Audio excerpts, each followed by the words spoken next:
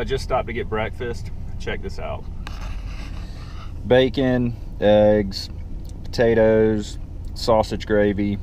I haven't eaten breakfast in like 2 weeks, so this is kind of nice. I've been working at like 4:30 every single morning. So I'm gonna eat real quick, head down to the marina. I'm gonna detail the boat today, and then I'm gonna do some question and answering for you guys. But first, I'm gonna eat some bacon.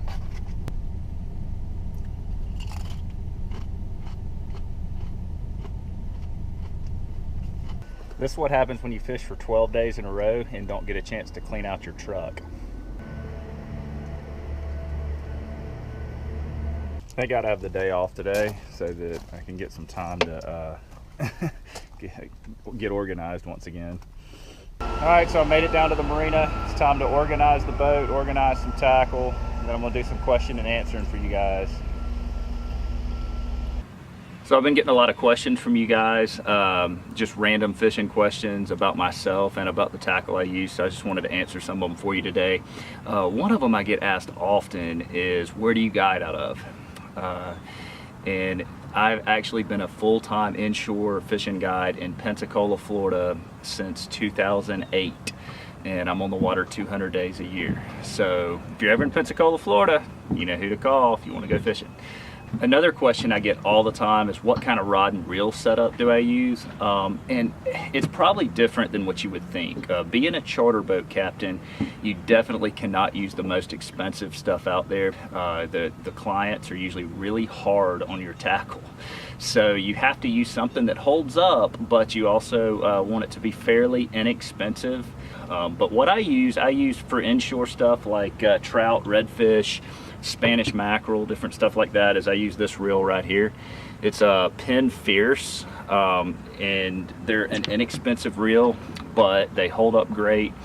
And they're something that if I break them, I don't feel awful about. They're definitely not your high dollar reel either. So if I was just fishing for personal use and not charter boat fishing, then sure, I may get something that's more expensive, a little higher end product. But for what I do, the Penn Fierce works phenomenal. As far as rod goes, most of my rods are these Penn Battle graphite rods, either in a 6'6" or a 7 foot.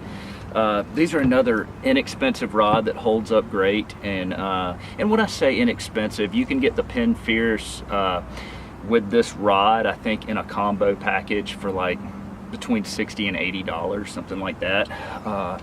But for me, that's inexpensive because I know that my clients are extremely hard on these rods. I literally go through a rod every couple weeks. They either throw it overboard or break it in half or something like that. So this Penn Battle rod has worked great for me, and I'm able to catch just about any species out there that I fish for with it. So another question I got asked the other day, and I get asked this all the time, is, I want to be an inshore guide, how do I get started? And that's a great question. And all I can tell you is get involved with the people in the fishing industry. Start working at a tackle shop, go down to the marinas and work at the docks, work on a charter boat. You have to get to know everyone in the industry, and everyone needs to get to know you, and you all need to work together. And then once you're ready and once you feel prepared, then you start your inshore guide business or whatever you want to do. But the one thing I can tell you is, if you're going to do it because you love fishing, you love being around people, and you want to help people out on the water. Don't do it because you feel like it's going to bring you prestige, or you want to get noticed by people or whatever, because those are all the wrong reasons. I see so many people out there today just begging to be on people's pro staffs and wearing the jerseys and all that stuff. And to be honest with you, man, I don't get involved in all that. And the reason why is because I love what I do. I love being out there on the water with people. I love guiding people. And I grew up loving fishing, and those are the reasons that I chose this profession. It's not because I want people to look at me. I don't wear a jersey. I'm not on anybody's pro staff. Sure, products need promoted, but they need to be promoted in a different way than what they are right now. The internet is just, in my opinion, diluting everyone's product. So if you're going to get involved in the guiding industry or the fishing industry, do it for the right reasons. Do it, like I said, because you love it, and because you love being around people, and because you love working with people. So the last question I'm going to answer for you guys today was something I was asked the other day, and that was, what do you consider your greatest fishing moment? And I have a lot of them, from growing up in Alabama fishing with my grandpa on rivers to winning tournaments out here. But to be honest with you, my favorite accomplishment so far was the first year that I ran 200 charters in 1 year. And the reason why is because then I felt like hey, I'd created a successful business.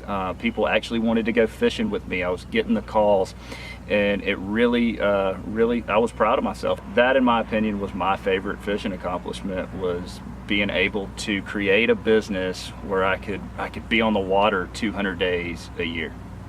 So I hope you learned a little about me today. I'm going to continue to do the question and answering every couple weeks. So if you have any questions for me, feel free to ask. Either shoot me a message on Instagram or comment in my YouTube channel, and I'll be more than happy to answer. So now I'm headed back. I'm going to clean the boat up, and I'm going to enjoy the rest of my day off, because I don't get those very often.